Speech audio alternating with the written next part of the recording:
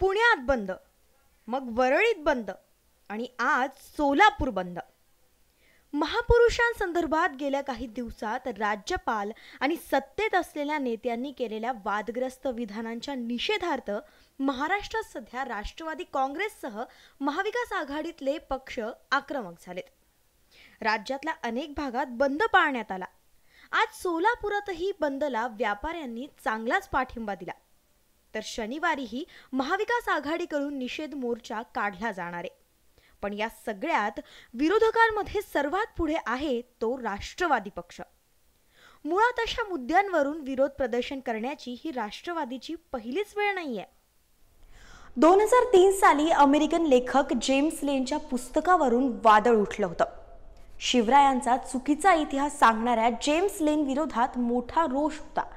तेव्हाच पुण्याच्या भंडारकर इन्स्टिट्यूटमध्ये तोडफोड झाली होती.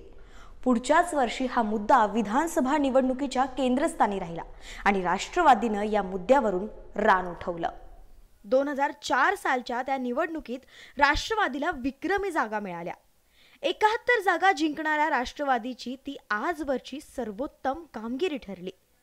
जेम्स लेनचा मुद्दा राष्ट्रवादीसाठी निवडणुकीच्या दृष्टीनं फायद्याचा ठरला.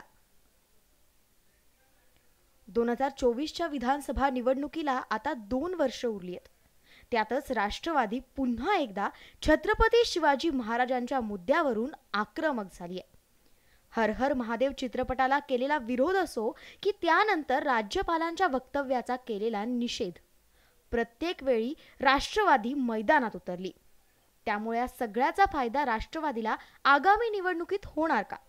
2004 प्रमाणेच राष्ट्रवादी या मुद्द्यावरून पुन्हा बाजी मारणार का? हे पाहणं महत्त्वाचं ठरेल. Bureau report, news 18 Lokmat.